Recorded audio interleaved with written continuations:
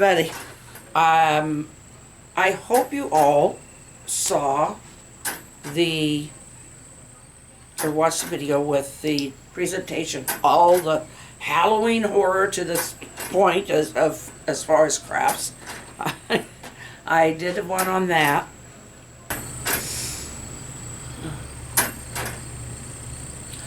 I think I need to relax and let some things just kind of blow around me.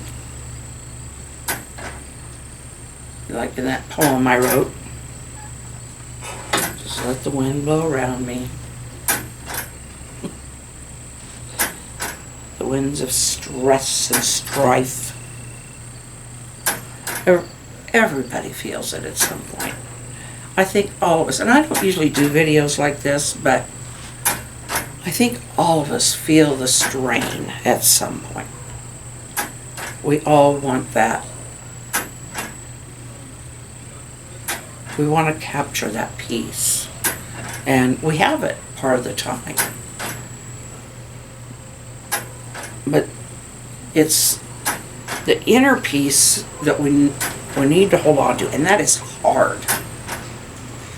Because it seems like there's always this rush, this storm, if you will, of stressors coming all around us from other people, from life situations. Something happens to one of the kids, or one of them goes through something that is traumatic for them, and you want to fix it. You can't fix it.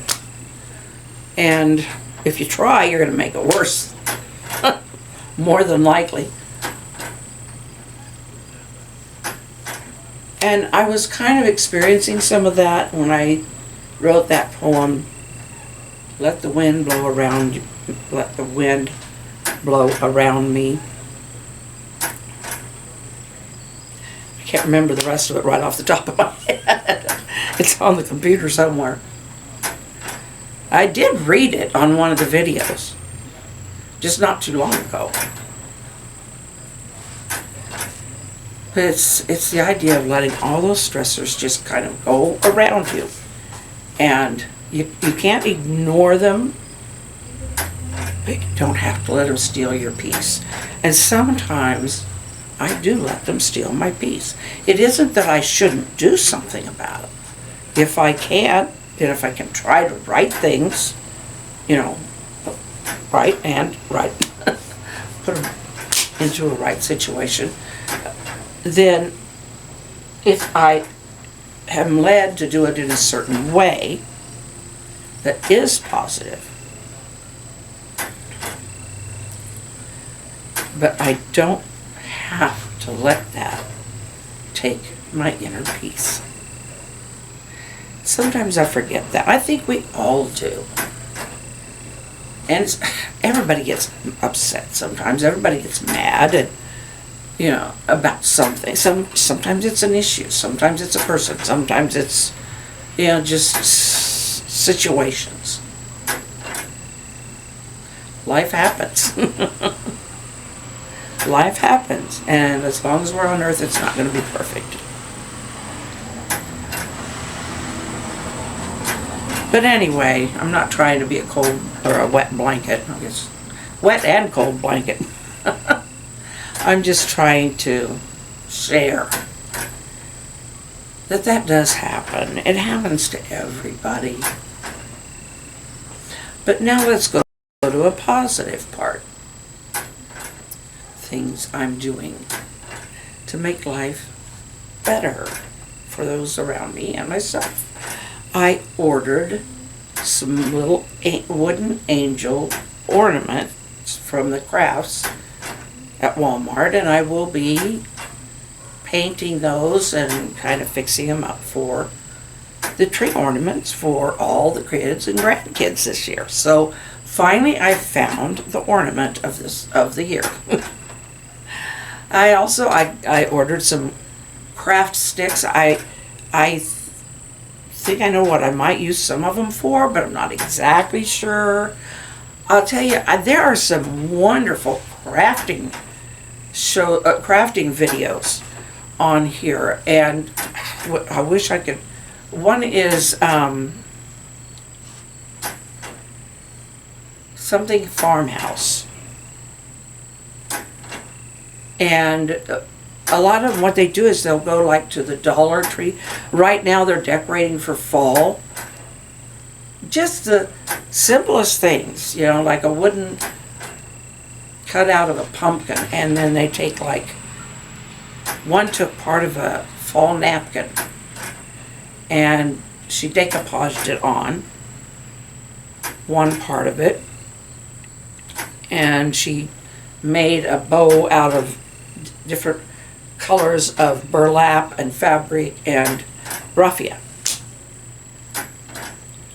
And it's just turned out so cute. It's just such a gift, and you know, it's one of those things you just need to follow instructions, really. And different kind of paints that people use, like I use acrylics for the most part, but a lot of them who are working with those wooden crafts and stuff, to get, I don't know, it gives them some kind of an effect, but they're using more chalk paint. I'd never really heard of chalk paint until, but it sure looks good. So, anyway, but I do want to get back into the biblical stories. I want to kind of put it out there for a vote for some of you. There is the Exodus through Sinai of the Israelites to get to the Promised Land. I mean, there's all kinds of stories in the Bible. There's all kinds of stories about David and Solomon. As far as the Old Testament goes, the New Testament is just filled with stories. So anyway, and to me, I do want to paint the pictures to go with the stories, because I think it adds to the attention. It helps to keep the attention on the story. But I'm not a brilliant artist. There's certain things I do better than others, but I'm not a brilliant artist by any means. But if it helps to keep the attention on the story and people, you know, follow the story then as I talk about what happened. And there's so many parallels. You know, I mean, if from what we went through before, we started with Noah, because Noah started civilization all over again. His sons and their wives and stuff, they went in different directions and started civilizations all over again, or started hunting, gathering, whatever they did at that point, until they built up nations. And, you know, I mean, the lineage. But Abraham,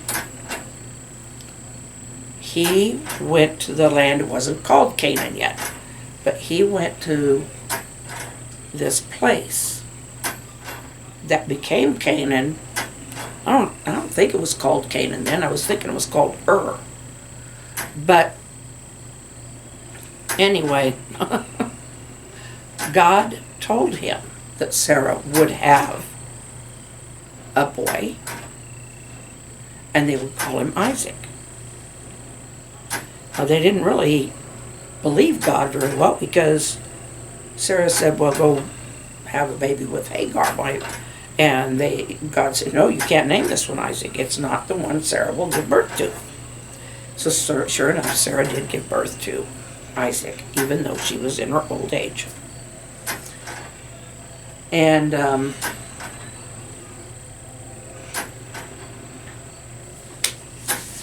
but But then, it went from there to Isaac, and with Jacob and Esau.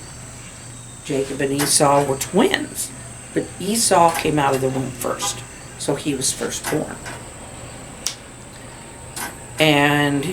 But Jacob got him to sell his birthright to him for a meal. But yet he knew that his father, Isaac, would be expecting Esau. But Isaac was getting old, he didn't see very well. And so when Esau went in to be granted his birthright, it wasn't Esau, it was Jacob with fur, a piece of fur on him. I don't think I included that part. And so then Esau was very hairy. That's noted in the Bible. He was very hairy. And Jacob wasn't so hairy. And so he took that piece of fur or whatever. Isaac thought it was Esau and granted him the birthright.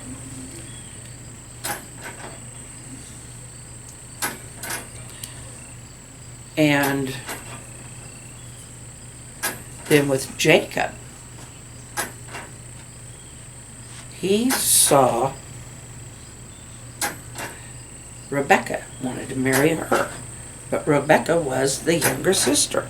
So the farmer tricked him into, farmer he worked for, which was not in Canaan, he tricked him into marrying the older daughter, Leah.